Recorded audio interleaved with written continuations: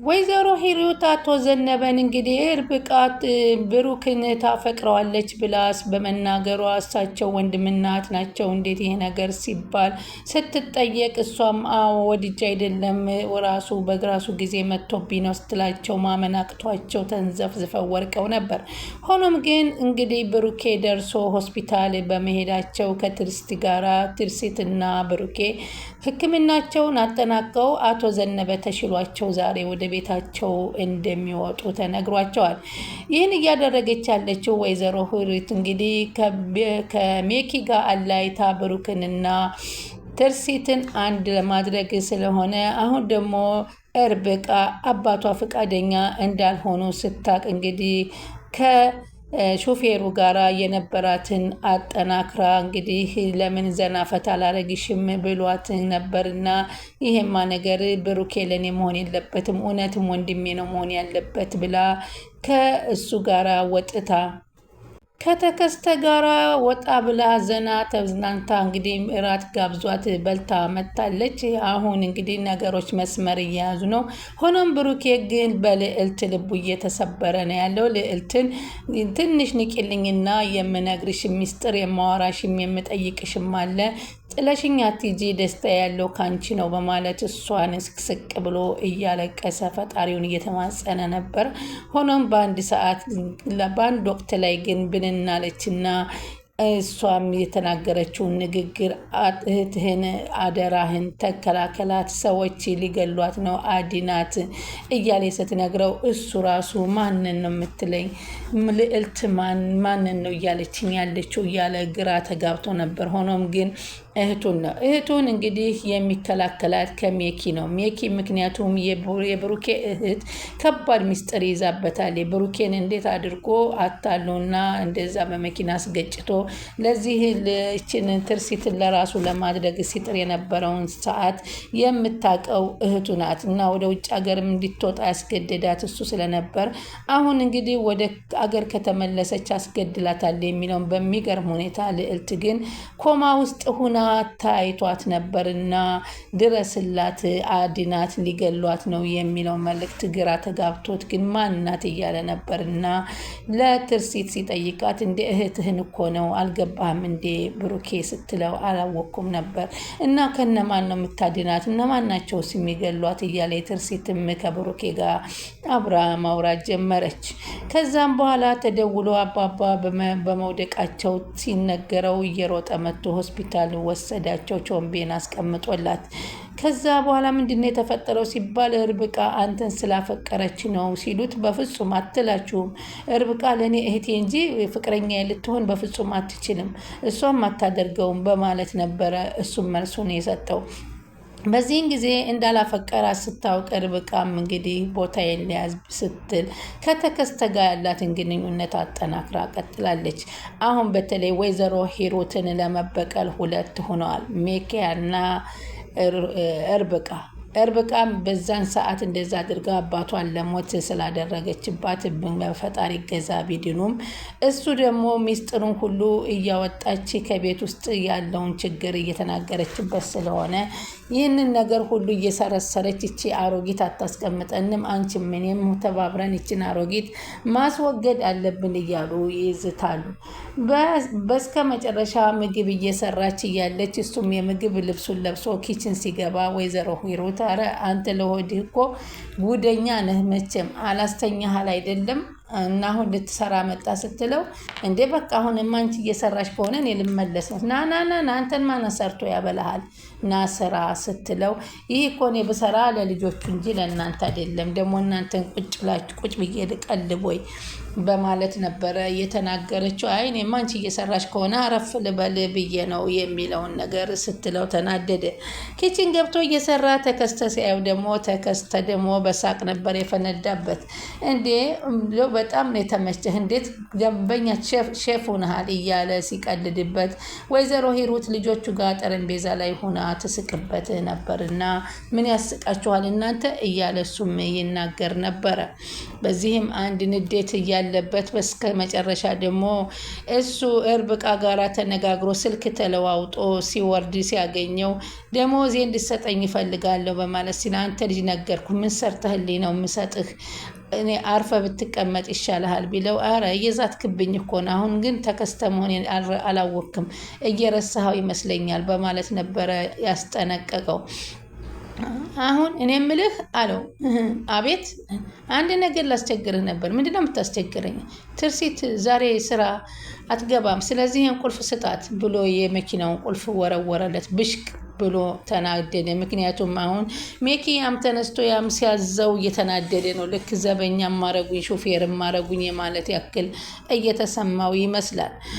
እሱ ግን ሊያናድደው እንደሆነ ታባህ ቤኪ አገኘውህ እያለ ሰራውልህ እያለ ያናደደውን ደደብ ነህ ብለህ ነበር፣ አሁን አንተ ነህ በተራህ ደደቡ እያለ ይናገራል። ሰላም ወደ ቻናሌ ተከታታይ ሰላማችሁ በያላችሁበት ይብዛ። ለቻናሌ አዲስ የሆናችሁ ሰብስክራይብ፣ ላይክ፣ ሼር እያደረጋችሁ አበረታቱን። ከሀያ ቀጣይ ፓርት ይዘንላችሁ መጥተናል።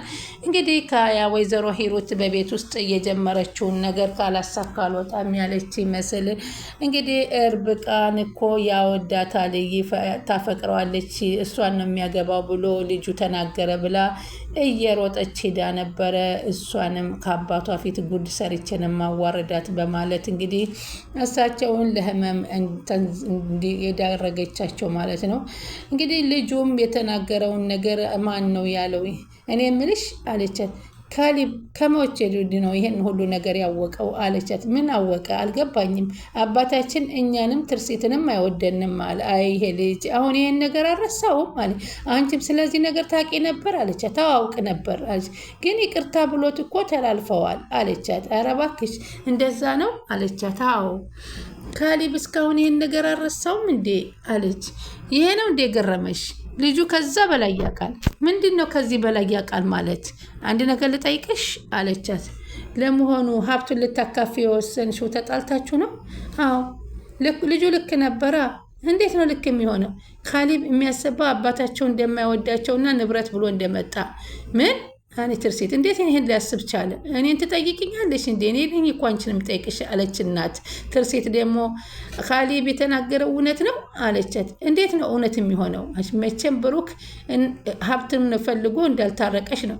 ብሩኬ በንብረት ብሎ አልመጣም አለቻት። እና ለምን ነበር ሲል ነበር የፈለገሽ? እኔንም ልጆቹንም የጠላን ሜኪ ጓደኛው መሆኑ ስላወቀ ነው አለቻት። መጀመሪያ ሜኪ ጓደኛ መሆኑን አልነገራችሁትም? አልነገርነውም። አዎ በዛ ምክንያት ነው እማዬ። አሁን ግን ነገሩን ሁሉ ነገር ተረድቶታል። እሺ እንዳልሽ ይሁን እንበል አለች። እኔ ግን አንድ ጥያቄ አለኝ አለቻት ደግማ። መቼም ከስምምነታችሁ ውስጥ አንዱ ንብረታችሁ ሊታካፊው ነው አይደለም? አዎ ልክ ነሽ። ስለዚህ ካሊብ እንዴት ሊያውቅ ይችላል? እኔም እኮ ግራ የገባኝ ይሄ ነው። አንቺ አልነገርሽውም አለቻት። አይ እኔ አልነገርኩትም። እርግጠኛ ምንም ነገር ለልጆቹ አልነገርሻቸውም? አልነገርኳቸውም። ስለዚህ ከልጅና ከመኪና ከእናንተ መካከል ማን ሊነግራቸው ይችላል አለቻት። ለሌላ ሰው እስካልተናገርን ድረስ እኛ አላውቅም። ከሶስታችሁ ውጭ ማን ነው የነገረው አለች። ሜኪ ለምን ለካሊብ ይነግረዋል አለቻት። ምናልባት የልጁን አእምሮ እየመረዘው ሊሆን ይችላል አለቻት። በፍጹም እንደዚህ ሊሆን አይችልም አለች። ይህ ስራ የሜኪ ነው አለች። ይህን ነገር ምድር ይህንን ካደረገማ አሁን ነው ሂጄማ የሚይዘው። ለመሆኑ የት ነው ያለው? ስትሳሎን አለልሽ አለች እና አያያዘቻቸው። ትርሲትም እየተናደደች በንዴት እናቲቱ ትጭራለች፣ እንደ ክብሪት አያይዛ ትወርዳለች። በቃ ደስ አላትና ወይዘሮ ሂሩት ተፍነከነከች። ከዛም ወረደችና ሜኪን ስትጠይቀው ሜኪ ተንቀጠቀጠ። ምክንያቱም ሜኪ ለልጁ ብሎታል፣ ግን ልጁን አስጠንቅቆታል። እንዳትናገር ብሎ ስላስጠነቀቀው በጣም ደነገጠ። ሜኪ አለችው። አቤት ትርሲት አላት። እንዴ ራሷን ያዝ። ምን ሆንሽ? ቆይ ምን ነው? ምን ተፈጠረ? ምን ሆነ ፍቅር አላት። አንድ ነገር ልንገርህ፣ ምንም ሳትዋሽ እንድትነግረኝ አለችው። እሷም እሺ ምንድን ነው ንገሪኝ እስቲ፣ መጀመሪያ አንቺ ተረጋጊ አለት። እኔ ተረጋግቼ ነው እያወራው ያለው። እሺ መጠየቅ ያለብሽን ነገር ጠይቅኛል። እንድትዋሻኝ ከሆነ ግን የመጨረሻችን። አልዋሽሽም፣ ንገሪኝ። ለካሊብ ምን ብለህ ነገርከው? ምን ነገረኝ አለች ደግሞ አንተ አፍ ነው መስማት የምፈልገው። ለካሌብ ምን እንዳልከው ትነግረኛለህ አለች። እኔ እስከማውቀው ምንም ነገር የተናገርኩት የለኝም። አቷሸኝ መኪ። ለምን ዋሽሻለሁ? ትርሲት እውነቴን እኮ ነው እየነገርኩሽ ያለሁት። ብሩኬ የተመለሰው ለገንዘብ ነው፣ እናንተን አይፈልጋችሁም ብለዋል እንዴ? እንዴት ብዬ ነው ይሄ ለዚህ ለህፃን ልጅ እንደዚህ አይነት ነገር የምረገው ብሎ ሽምጥጥ አረገ። እና አንተ ካልነገርከው ማን ነገረው? እኔ ምን አውቃለሁ? አቷሸ ብያለሁ፣ ግን ይመጣል ይጠየቃ አለች ደግሞ ወይዘሮ ሂሩት። ልጁ ይውረድና ይናገር። እሱ ነገረ ብሏል። እሱ ካንተ በቀር ማንም አይነግረውም። አቷሽ አለች ሂሩት። እውነት ትርሲት ፈጣሪ ድፍት ያርገኝ ብሎ ቁጭ አንተ ካልነገርከው ማን ይነግረዋል ሲሉ አልነገርኩትም አለ። ወይ ካልሆነ ራሱን ጥሩትና ይናገር። እርግጠኛ ነህ ግን እሱን ጠርተን ጠይቀው ስትል፣ አዎ ጠይቁት፣ በሐሰት ከምትወንጅሊ ጠይቁት ተባለ። እርግጠኛ ነህ ይጠራ ተባለ። አዎ ካሌብ መቶ ግን እሱ ነው ካለ አንተና እኔ የመጨረሻችን ነው ስትለው፣ ችግር የለውም ይምጣ ተባለ። ከዛ ልጁም መጥቶ በፍጹም እሱ አላለኝም ብሎ ካሌብ መሰከረለት። የዚህ ጊዜ ደስ አለውና በላይ እንደ ገዳይ አለመታመኔ በጣም ያናደኛል እያለ ደግሞ መልሶ መጎራት ጀመረ። መቼም ልጁም እኔ ማንም አላለኝም በቃ ራሴ ነኝ እንደዛ ያልኩት በማለት ይመልሳል። ሁለተኛ ደግሞ ይቺ ቤትሽ ያለች ኩታራ ሜኪን እንዳፈቀረችው ስለሰማው አባቷን ገብቼ ተናግሬ ነው ማለያያት። እባክሽ እማዬ አትግቢ፣ ምንም ነገር አትናገሪ ብታት እኔ እባክሽ እማዬ እያለ ብትለምናትም ተከትል እስኪ እኔና አንቺ መጀመሪያ እናውራ ብትላትም ቢያለች እና አባትና ልጅ ቁጭ ባሉበት ዘው ብላ ስትገባ ወይዘሮ ሪት ምን ነው እንደዚህ ብሎ በሩን ዘው አድርገው ትገቢያለሽ እንዴ? ክብር የሚባል ነገር አታውቂም እንዴ? ባለጌ ዝም በያል። ማንን ነው ባለጌ ያልሽው? አለቻት። አንቺን። ወይዘሮ ትርሲት ምን ተፈጥሮ ነው እንደዚህ ብላ የገባችው? እሷን ተዋት፣ እኔ እነግርሃለሁ የልጅህንን ጉዳይ። የልጅን ጉዳይ ምንድን ነው እስቲ ንገሪኝ። እኔም የልጄ ጨዋ ናት አሉ። ኧረ እንደዛ ካሰቡ ተሳስተዋል አለቻቸው። ልጅህ የለየላት ናት አለቻቸው። አንቺ ሴትዮ እኔም ክብርሽን እሰቢ፣ ዝም ብለሽ ሰው ስም አታጥፊ። ኧረ እባክሽ ስምሽን አጠፋሁ እንዴ? አዎ ስምሽን፣ ዝም በይ፣ ስሜን እያጠፋሽ ነው አለቻት። እንዴ ዝም ብለው እንዲህ ናት ከምትሉኝ ምክንያቱን ንገሩኝ አሉ አቶ ዘነበም። እንግዳማ ተዘጋጁ፣ ምክንያቱን እነግረውታለሁ አለች። እኔ ዝግጁ ነኝ አሉ። ትርሲት አፍሽን ዝጊ፣ አያገባሽም አንቺ። እኔም በልጄ እኮራለሁ፣ ትናገር። ስለዚህ ብሩክና ብርቃ የሚሰሩትን ነገር ታውቃለህ አለችው። እንዴ አንቺ ሴትዮ ርብቃ ዝም በይ አሉ አባት። ወይዘሮ ሂሩት እርብቃና ብሩክ ምን ሰሩ? ብሩክና እርብቃ ሰሩ ቼክ ሁነዋል። ኧረ በፍጹም አንድ ሁነዋል። ኧረ ይህን አላምንም አሉ። እውነት ነው ልጄ? ይሄ የሚባለው ነገር ከወንድምሽ ጋር እንደዚህ አይነት ነገር ጀመርሽ አሏት። አባዬ አለች። እስኪ ዘነበ ይሙት ብለሽ ማይልኝ እንዴት ብላ ትማል? እጇን መማል አልቻለችም እና ደነገጠች። እኔ እንደሱ መማል አልችልም አለቻቸው ለአቶ ዘነበ።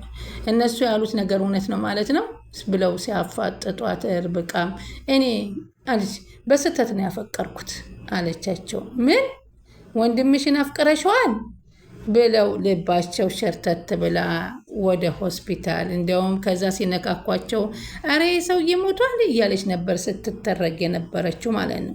ስለዚህ እንግዲህ በእሷ ምክንያት እሳቸው ሆስፒታል ገብተዋል። ብሩኬን በጣም በዚህ ሰዓት ተናዷል። እንግዲህ ወይዘሮ ሂሩትን ደግሞ አሁን ሜኪና ርብቃ አንድ ነገር ማድረግ አለብን እያሉ ነው። እንግዲህ እሱ ደግሞ ምርጫው ማን ይሆናል የሚለውን እንግዲህ ቀጣይ የምናይ ይሆናል። ቻናሉን ሰብስክራይብ እያደረጋችሁ